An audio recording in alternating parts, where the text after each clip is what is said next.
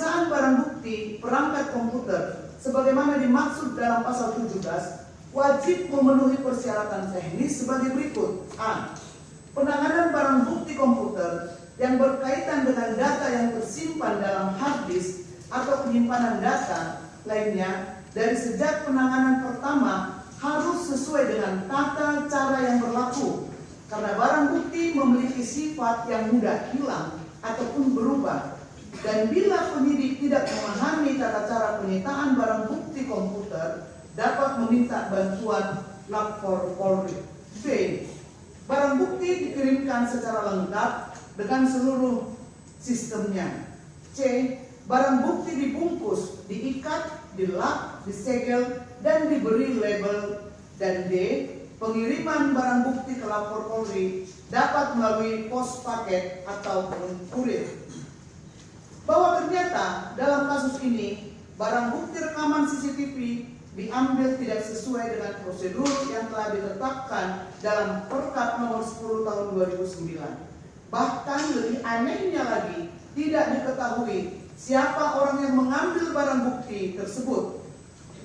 Selain daripada itu, ternyata decoder video record pun yang menyimpan rekaman CCTV yang asli ternyata sudah kosong. Padahal DVR tersebut seharusnya juga diperiksa untuk mengetahui originalitas daripada rekaman CCTV tersebut. Oleh karena itulah selama ini telah terjadi kesesatan dalam pemeriksaan perkara ini. Kita tidak tahu bagaimana kebenaran daripada rekaman CCTV yang diputar di persidangan. Dan itulah yang kami curigai selama ini dan selalu kami bantah berulang-ulang. Bahwa dari awal kami sudah melakukan pembelaan dengan menyatakan bahwa rekaman CCTV yang diputar di persidangan telah dipotong-potong.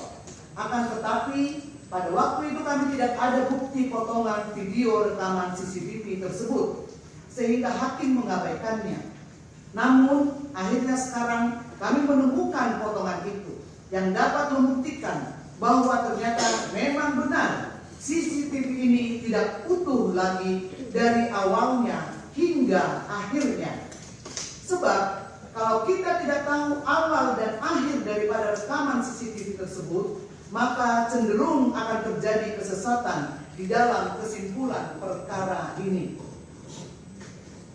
Bahwa dari rangkaian cerita yang ada, kami menemukan satu bukti yang merupakan novum, yang membuktikan bahwa ternyata ada potongan video yang merupakan bagian daripada rekaman CCTV yang selama ini tidak pernah ditampilkan di dalam persidangan.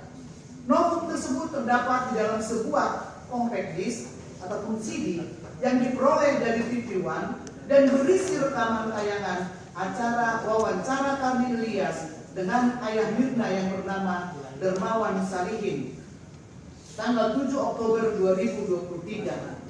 Di dalam acara wawancara tersebut, saksi Dermawan Salihin mengakui secara tegas bahwa ada bagian rekaman CCTV restoran Oliver yang selama ini dia miliki ataupun dia simpan dan belum pernah ditampilkan di persidangan. Untuk lebih jelasnya, kami kutip pernyataan saksi Dermawan Salihin dalam wawancara itu sebagai berikut. Karni Ilyas, oke, dia ada cyanida, tapi dia memasukkan itu tidak ada buktinya. Saksi Dermawan Salihin, ada gerakan piksel doang, memang nggak kelihatan secara jelas. Nah, makanya tolong ditayangkan ini, om punya nih. Dia juga masukkan sesuatu nih. Bisa nggak? Bisa nggak? Ini dia nih. Ini dia masukin sesuatu nih. Cyanida nih. Ini kita di Polda waktu itu rame-rame sama Pak Tito, Pak Krisna. Jadi kita potong dulu ini, lagi tunggu, loading dulu. Karni Ilyas, kok Pak Tito ikut turun tangan? Dermawan Salihin, Pak Tito ngelihat ini, justru dia panas tuh. Wah, lu bukanlah sidangnya nih saintifik, rame nih, dia bilang begitu. Tuh lihat tuh, Ini kenapa kita nggak keluarkan dulu waktu sidang? Kita nggak mau dia dihukum mati. Biarin dia kesiksa. Kalau bisa seumur hidup. Maksud saya begitu. Saya maunya begitu. Jangan dihukum mati. Keenakan dia. Mati-mati, tembak mati. Selesai. Nah, ini polisi sampai teriak-teriak kesenangan. Yang mana? Ulang ya. Perhatikan tangan kiri dia. Ini belum pernah dikeluarkan bukti ini. Jadi polisi sangat senang sekali itu hari sampai lompat-lompat. Bahwa seandainya barang bukti ini dulu ada di dalam pemeriksaan perkara ini, maka sudah pasti kesimpulan dan putusan hakim akan berbeda. Karena dengan terbuktinya ada bagian dari rekaman CCTV yang telah disembunyikan, membuktikan bahwa semua rekaman CCTV yang dihadirkan di persidangan menjadi tidak sempurna. Skenario yang ditampilkan dalam perkara ini tidak sempurna. Lagi pula, kalau notebook ini kami temukan dulu, ternyata potongan dari rekaman CCTV tersebut juga diduga telah direkayasa. Jadi, apabila fakta ini telah diketahui sejak dulu, maka sudah membuktikan bahwa betul-betul seluruh rekaman CCTV, baik yang dihadirkan penuntut umum di persidangan, maupun yang dimiliki ataupun disimpan oleh saksi Dermawan Salihin adalah tidak sempurna. Originalitasnya tidak sama lagi karena diduga telah direkayasa. Sehingga kesimpulan yang akan diambil oleh hakim pun pasti akan berbeda apabila fakta ini telah diketahui dari dulu. Tentunya pemohon peninjauan kembali seharusnya tidak bisa dinyatakan bersalah dengan didasarkan pada rekaman CCTV yang diduga direkayasa tersebut. Bahwa untuk itu kami menjelaskan, dengan hilangnya bagian dari barang bukti rekaman CCTV, hal itu saja sudah merupakan sebuah pelanggaran karena telah menjadikan semua rekaman CCTV tersebut tidak sempurna, sehingga dasar pemeriksaan kasus ini di persidangan juga menjadi tidak legal. Rangkaian cerita yang diperoleh dari rekaman CCTV tersebut menjadi terputus.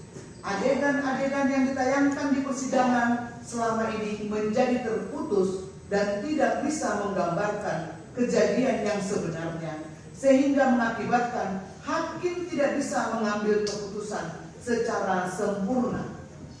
Dengan demikian, fakta ini apabila kita kaitkan dengan keterangan ahli digital forensik Christopher Harimandrianto dan Muhammad Nuh Al-Azhar, maka jelaslah bahwa ternyata bukan hanya rekaman CCTV tersebut diduga telah direkayasa, karena ternyata selama ini ada bagian yang disembunyikan saksi Dermawan Salihin dan tidak pernah ditampilkan di persidangan. Ternyata rekaman CCTV yang diputar di persidangan itu sendiri juga diduga telah direkayasa. Untuk itu akan kami uraikan satu persatu mengenai dugaan rekayasa tersebut dalam memori peninjauan kembali aku, dan akan dibuktikan dengan keterangan dari ahli digital Rismon Sianipar yang akan kami ajukan ataupun hadirkan di persidangan sebagai ahli.